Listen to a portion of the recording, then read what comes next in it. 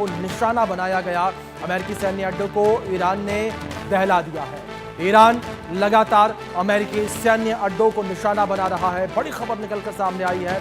अमेरिकी सैन्य अड्डों को लेकर लगातार हमले जारी हैं। अमेरिकी सैन्य बेसों पर ईरान की भीषण बमबारी लगातार देखने को मिल रही है और बहरीन में भी अमेरिकी सैन्य बेसों को निशाना बनाया जा रहा है। त्यागी जी, जिस तरीके से अगर अमेरिकी बेस को लेकर बात करें, लगातार जो अटैक होते ये नजर आ रही हैं, बहरीन के अंदर जो मौजूद अमेरिकी बेस है उसको भी टारगेट यहां पर किया जा रहा है। त्यागी जी, बार बार वही बात निकलकर सामने आती है कि मिडिल ईस्ट के देश जो इस वक्त ईरान के निशाने पर है, क्या अब इन मिडिल ईस्ट के देशों पर भी ईरान जो है वो निशाने पर है? देखिए, पहली बात तो यह है कि अभी आपने बताया कि कतर में जो ईरान ने अटैक किया वो मिसाइल उसकी इंटरसेप्ट कर ली गई। जैसे उसने इजराइल में 400 मिसाइल से अटैक किया, क्या वो 400 मिसाइल से इन अड्डों के ऊपर अटैक कर सकता है? सवाल ही नहीं उठता। क्योंकि अगर 400 मिसाइल से किया और 10 भी अड्डे हैं तो 4000 हो गए, और उसके पास तो कुल मिसाइल 3000 है, और फिर वो लंबे समय तक इसको कैसे करेगा? लिहाजा एक एक दो दो मिसाइल से अटैक होगा, वो कोई ज्यादा मायने रखता नहीं है। मिसाइलों में इतनी ताकत नहीं है। मिसाइल है, ताकत है सैचुरेशन अटैक में, यानी कि अगर मिसाइलों का या ड्रोन का एज ए स्वॉर्म अटैक हो, झुंड में अटैक हो, जो इन पे अनलाइकली है। लेकिन फिर भी अगर तुम किसी दूसरी की,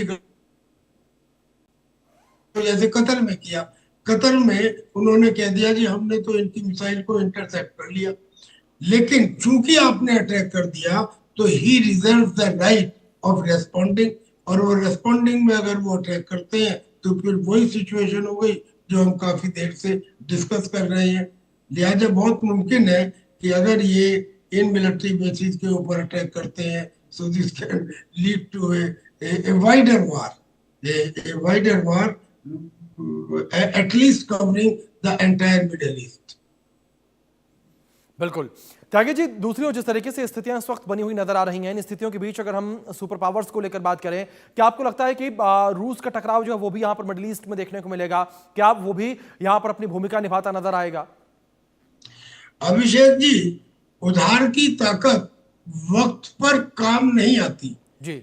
यही रूस है, यही चाइना है। इन दोनों ने वेनेजुला के मादुरो को भी प्रॉमिस किया था कि हम तुम्हें सपोर्ट करेंगे जी। मादुरो को पकड़ लिया गया, ये कुछ नहीं कर पाए। लेकिन कुछ नहीं कर पाए ये तो एक बात है, वो पकड़ने के बाद भी इनकी तरफ से कोई ऐसा बयान नहीं आया कि हम आगे कुछ करेंगे जी। यानी ये ऐसा प्रतीत होता है कि जब किसी देश के ऊपर मुसीबत आती है तो उसकी अपनी ताकत ही काम आती है, दूसरे काम कम आते हैं। ऐसे ही रशिया ने तो दो कारण की वजह से अपने हाथ खींच लिए हैं। पहला कारण तो ये कि वो यूक्रेन में बुरी तरह से फंसा हुआ है, उसके पास समय नहीं है कि वो दूसरे देश में अपनी अटेंशन डाइवर्ट करे। और दूसरा कारण ये कि इजराइल के अंदर बहुत सारे लोग जो रूसी बोलने वाले हैं वो रहते हैं, और जब रूस बोलने वाले लोग इजराइल में हैं तो इजराइल के ऊपर अटैक का कैसे साथ देगा?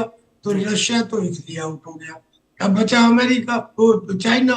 जो चाइना है वो, उसने क्या कहा कि मैं आपको मिलिट्री इंटेलिजेंस दे दूंगा। अच्छा, मिलिट्री इंटेलिजेंस में भी कई पॉइंट है, आप दे सकते हैं इंपॉर्टेंट टारगेट्स की, स्टेशनरी टारगेट्स की, ऐसे टारगेट्स की जो हाई वैल्यू हो।